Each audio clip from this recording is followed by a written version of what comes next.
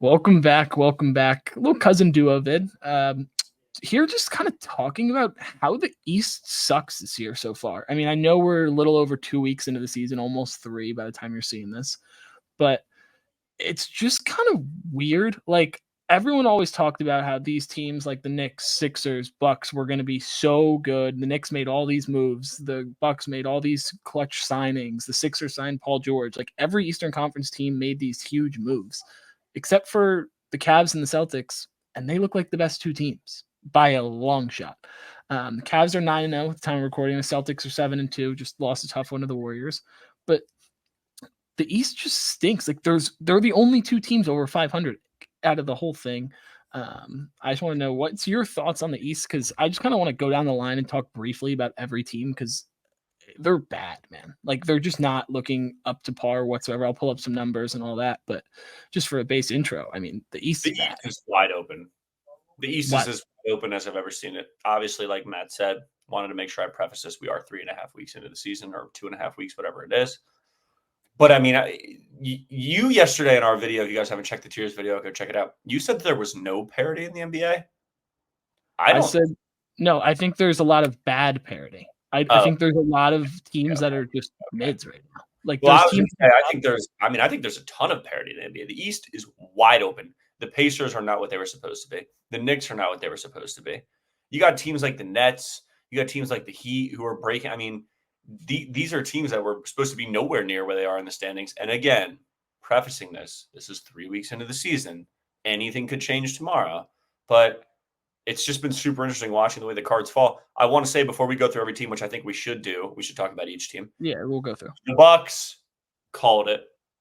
The Yeah, Sixers, I don't take any blame for because I don't think it's their fault. They're obviously not at full strength. So, like, I'm not going to be like, you know what I'm saying? Yeah, no. I mean, we saw the Maxi solo experiment last year, and it wasn't good. Like they didn't win games. Like Maxi was unbelievable, and he averaged 30 and all that, but they just didn't win games, and that's the same thing we're seeing now. Like it's so like the Sixers team has so many stars that they don't have the depth to be able to withstand lengthy, like a long season without Joel Embiid. They just don't have it. And that's what happens when you have an MVP on your team who's making a shit ton of money and who averages 30 points a game. Like it's tough to lose a guy like that for the at least 3 weeks right now. My Sixers point I'm going to bring up when we get to them, but I'm going to go through the list. We're going to Let's just start with the Sixers. Let's just start with the Sixers. All right, we'll go from the bottom to the top. Then we're going to start with the Sixers. The 15 seed. The Sixers are 1-6. It's nuts. That's unbelievable. And then you have Paul George coming in taking the last shot. I mean, that's not your team, pal. They got a lot. Be getting suspended from the bench. Yeah, like it's one of those things where a lot of people like, yes, I'll briefly touch on the Cavs here, but like everyone's saying, oh, they're 9-0, but they're like, oh, they haven't played much comp. Like that's like the thing. Like everyone just always not really, but we'll get there. But I'm saying like, no, they haven't played much comp. The Sixers have played most of the same teams as the Cavs. They've played the Bucks, lost. The Raptors, lost. They beat Indy in overtime, which I don't even think they should have won that game. They lost to the Pistons, the Grizzlies, Suns, and Clippers. Like, that's not comp. No, I'm sorry. It's not. Like, you can't. Those are bad losses. Like, especially the Raptors and Pistons ones. Those have to be wins.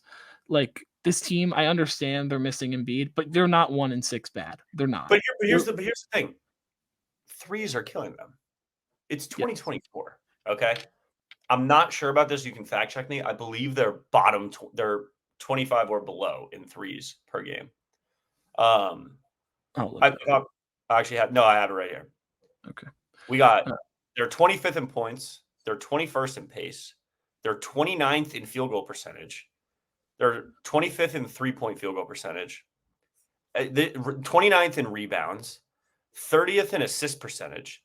Like this isn't 28th shooting percentage. This isn't an Embiid issue. Like I understand he changes everything spacing wise and he's their main option, but you're looking at a team that's 28th in true shooting percentage. Yeah, it's not like their net rating as a team is negative 8.5. That's horrible. I don't know what the number is from last year, but they were probably with Embiid and Maxey fully healthy at the start of last season when they were like unbelievably good. They were probably plus 8.5. Like a huge swing. But like 27th in offensive rating. But like, yeah, that's what I'm like. The Eastern Conference as a whole. There's 5 teams with a positive net rating, and 2 of them are the Heat and Nets with 0.1 and 0.2. Yeah. Like the Knicks have a 3.4. The Cavs are at 12 and 12.1, and the Celtics are at 11.9. Like the East is bad, man. Bucks Yeah, let's shift over to the Bucks. 1-6, Also 14th in the East. bad. I just watched their last 2 games versus the Cavs. The game where the first matchup between them, they should have won. I'll say it. Dame and Giannis combined for 75, 20, and 18. And you still lose. That's a real cause for concern. Gary Trent has looked like shit the entire season, and especially in those 2 things. Brook Lopez looks like he lost a step. He's shooting the ball well. But still, he can't defend the rim. And like, it's the coaching, I know. I'm just giving him a little props. No, I know. They're bad. You got advanced stats wise. I mean, we're looking at 20th in points. You're looking at 18th in field goal or a 3-point field goal percentage. You're looking at 29th in free throw percentage, and this is the one that really jumped off the page to me. Where to go? I just saw it a minute ago.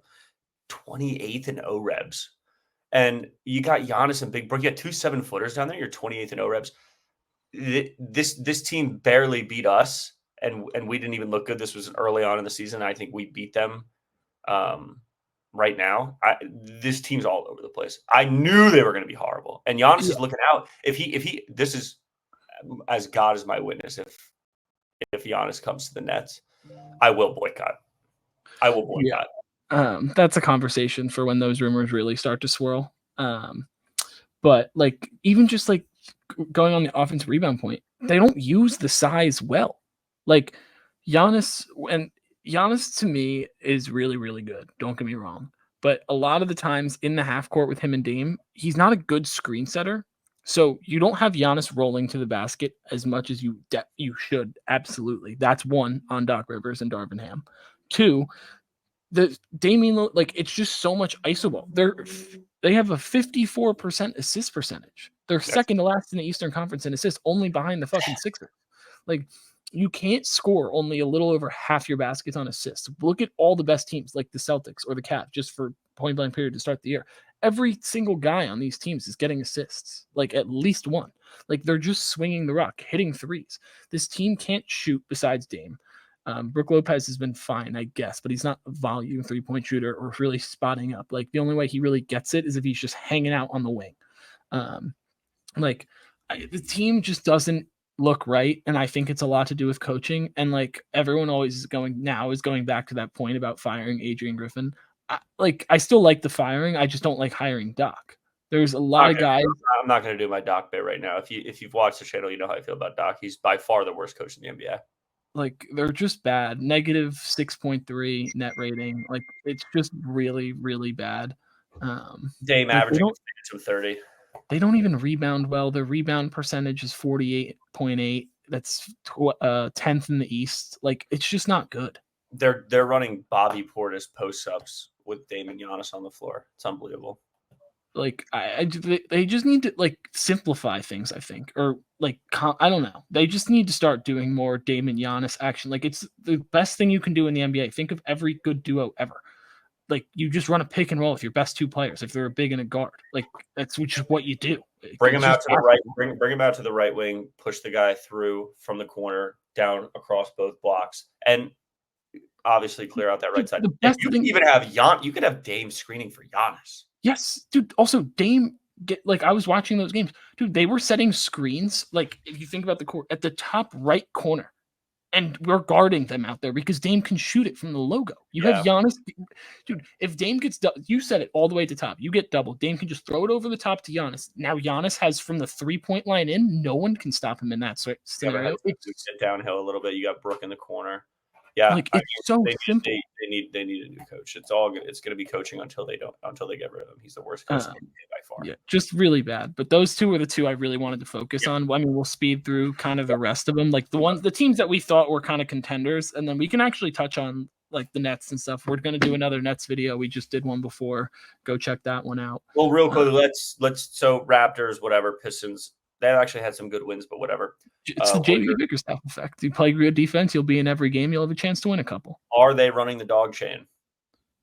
I don't think so.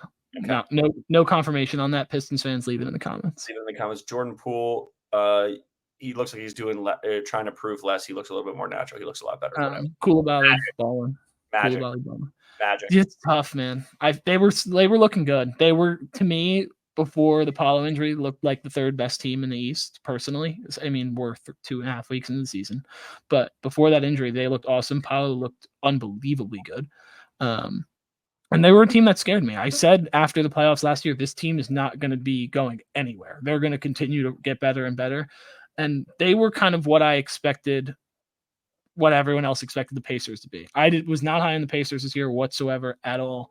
I was very, very high on the Magic, and they were proving it for a little bit, but the injury, that kind of just took all the wind out of their sails. They're the best defense in the East right now, which is what we all expected, but still really, really good. I think if they can just keep it remotely 500 until Paolo comes back in 4 to 6 weeks, I think it is, they'll be fine. They just need to get into the dance, and I think they could upset a team, no doubt. Like if a team, like say, whatever, let's just say the Nets hold the line here and actually end up going a little over 500 somehow, they could easily upset the Nets in the first round fully healthy. Easily. Well, that wouldn't even be, I don't think that'd be an upset, but. Well, I know, but I'm saying seed-wise. Yep. Okay. Yeah. But like they're a team that like they could play Cleveland tough. They could play Boston tough. Like I don't doubt that. It's tough out for anybody. Yeah, they also always play the Celtics stuff. So I just want them to be healthy and get into the dance and get into the playoffs. I also was really curious to see how they would do in the in-season cup tournament, whatever.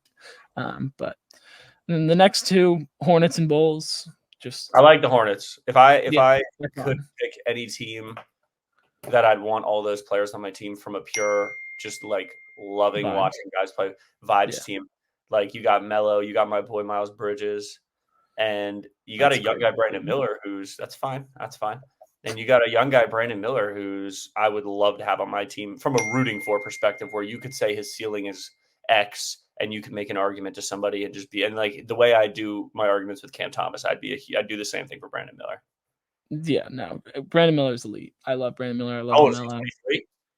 Not even 20. He's probably my age, dude. I mean, dude, I'm just gonna throw it out there. The kid's real deal. Yeah. And then like here's the two teams that we thought would be really, like, not we, but the NBA as a whole, like fandom. The Heat, they're 3-4. They just blew a fat lead in back-to-back games. Yeah. Like they're just so mid. And like Jimmy Butler, I try and give you the flowers in the top 50 rankings. I put you pretty high up for me, and you just do the same shit every fucking year, man. It's just you're gonna average 18 to 20, and you're gonna 5-5, and then you're gonna get to the playoffs. Have one great series where you average 30, you upset a team, and then you fall off a cliff. Like it's just every time. I'm like, this team's not good. They're relying too much on making undrafted and role players play like stars. Bam is overrated as fuck. I'm sorry, he is. I disagree. He's bad. He's not bad, but he's not. If he took 15 shots a game, he'd be a top 15 player in the NBA. He does shoot 15 a game and scores 13 points. Like that's the problem. This is a very new thing, though. He wasn't always doing this. I like that he's stretching the floor more, but still, like he's just not. I'm not a Bam guy. His defense is good, but offensively, I can't get behind it. Tyler Hero has played good ball for the most part. It's just the team is relying on guys that aren't good at basketball in the NBA landscape. They're just not. He's also not taking 15 shots a game. Okay, what's he shooting? 13? 12. Okay. But then let's go to the other big one that's kind of been underwhelming. The Knicks made a ton of moves, probably the most moves. We said in the offseason that we like the move like for the short term, not the long term, because they're kind of locked into this team now. We didn't like the Mikal Bridges trade for them. They gave up way too much. And the biggest thing is they're not using him like a guy you just traded a shit ton of first round picks for. And I know that he might not be that player. And they definitely overpaid. I will say that now. I said it then. The whole thing to me was that this Knicks team is going to be feisty. They're going to be able to have anyone go off any given night. It's been Brunson and Cat. That's not how this team should be working. We've seen the team like the Cavs this year have a little bit of everybody going. One night it's DG, one night it's Evan, one night it's Jared Allen, one night it's Donovan Mitchell. Sometimes it's Karis LeVert and Ty fucking Jerome. Like that's how the Knicks I thought would be playing, and they're just simply not. And I think that's the biggest issue. Their defense is fucking awful in comparison to what it's been in years past. They're eighth in the Eastern Conference with a 115 defensive rating. Like it's just not good. You got a guy here to your right who has watched far too much Mikal in the last 365 days. This was never this was never the piece. This was absolutely never the piece. And what they're doing is sticking him in the corner, which is disgusting. But here's my point, and this is what I said over the summer. That's all you can do with him. And you can do a little more with Mikal. No. He's not what people make him out to be, first of all. Second of all, he's not even a good defender anymore. And I said this last year, and people tried to come at me saying it was because of his offensive usage. It's not. He is not guarding anybody remotely the way that he was guarding people on the Suns. And what it's doing is making me think he wasn't even that great of a defender on the Suns. It was a system, and the matchups were so good in that 1 or 2 season span that he was being touted as this all-time two-way player in the league, great guy to have on your roster, whatever. And he's long and he's quick, he's tall. He's obviously a good defender, but he's no shut your best player down or shut the other team's best player down guy. No, he's not. That's OG Anunoby for them. It is.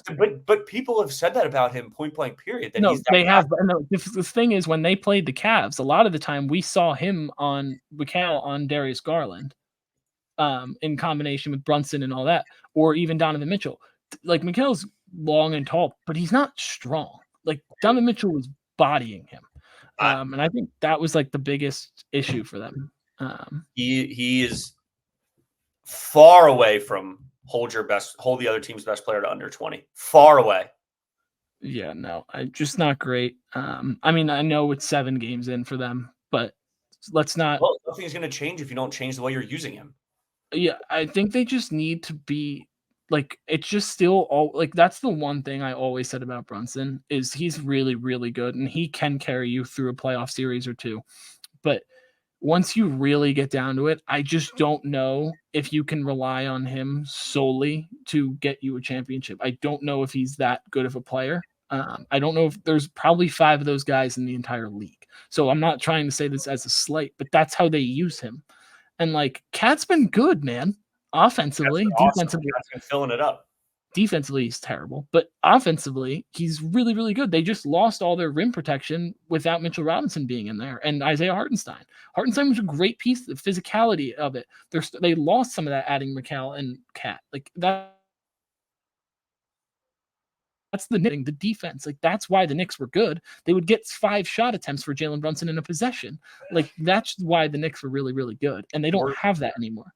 We're gonna save this for another day, but Jericho Sims. Yikes. And then let's talk about Nets and the Hawks, 2 teams that should, in theory, be tanking. They're not, I guess. I mean, 4-4, I guess, isn't tanking, but it's still not great overall. But like the Nets have played teams really close. Like the Hawks are kind of a fraud 4-5 in my opinion. The Nets have actually like played teams close. Huh? 6-2. Yeah, they could very easily be 6-2. The Nuggets game, legitimately, we won that game. That was Dorian Finney-Smith missing 2 free throws, and he's a terrorist. And the Bucks too. Hold on a second. Let's also simmer down. The Hawks game, they got us at a bad time. We would beat that Hawks team by 20 if we played tonight. Yeah, no, like they should be tanking. We just did a whole Nets video, so I don't want to touch too much on it. We'll do a Hawks video here soon. But like the teams look pretty good considering how bad these rosters are if you look at them from afar. The Hawks have a better roster than the Nets do, but the Nets are just playing better team ball right now. And like I'm not like I've watched a couple of the games. I'm not shocked that they're 4-4. Like they've played good ball. I'm excited to see them play against Boston and Cleveland back-to-back days, which is kind of screwed, but that'll probably put you back into tanking mode a little bit.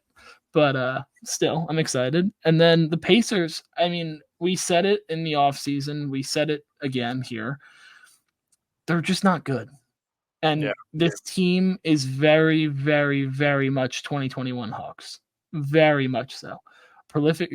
Everyone crowns this point guard after one really, really good year. He has these insane moments where he's upsetting everybody. Trey did it in New York in the first round. Tyrese did it in the in-season tournament and ended up losing. But still, he had an unbelievable run in that. Everyone wanted to crown him the best point guard in the Eastern Conference, yada, yada. And then the team gets the Bucks without Giannis for basically the entire series. So you should win that series, no matter if you're in the playoff race. Like, you should win that series, and they had the Bucks number all year anyway. So credit to them. Fine, good series win. Then you beat the Knicks without half their team. Congrats. And then you go against the Celtics, and you played them tough. Don't get me wrong, but you got swept. Or maybe you won one. I don't remember off the top of my head. I think they got swept. But like, this team isn't good. They didn't make any drastic moves, and you can't. It's impossible to sustain that kind of pace and efficiency over the course in the playoffs. It slows down too much, and they're so reliant on their fast pace, high 3-point volume shooting. If a team can out physical them and rebound and get to the paint, they're screwed, and slow it down. Like, there's too many teams that are too talented, especially in the East. Like, what are they going to do when Embiid's back in the playoffs? What are they going to do when Evan Mobley and Jared Allen are there? What are they going to do when Porzingis is healthy? He wasn't in that series. Porzingis can get on the block and post Miles Turner up and eat him for breakfast. Like, the team isn't good. I'm sorry, they're just not. They may end up being the 3 seed because that's how bad the East is. Maybe they will. I hope to God. They're also going to do a little natural course correction over time. Who? The East. Yeah, I think it will end up being similar to what we saw last year. I think we're just going to see 2 teams at the top this year instead of just one. Like the Knicks, Cavs, Bucks, Pacers, and Magic were all pretty close in record, like within 3 games, I believe. So, like, this is like the Cavs and Knicks were fighting for the 2 seed on the last day. And if we won, we would have been the 2 seed. Yeah. And we said we intentionally tanked for some odd reason to get the Magic in the first round. Or, like, yeah, just wild stuff. But, like, the teams are going to end up winning 48-51 games. But I think now it's just the Celtics and the Cavs that are going to be fighting for that 58-60 range, opposed to the 50 we saw the Cavs in years past. I agree. And we're going to do a Cavs video. Celtics, you guys already know how good the Celtics are. We don't really need to touch on them. Cavs videos we do quite frequently on this channel. Nets videos we do quite frequently on this channel. But yeah, that's going to be it for this one. Let me know your thoughts on the East because it's bad. We'll also do this for the West. Yeah, we are going to do it for the West because they're playing a lot better ball with 9 teams over 500 opposed to 2. So, definitely interesting, but like, comment, subscribe, and peace.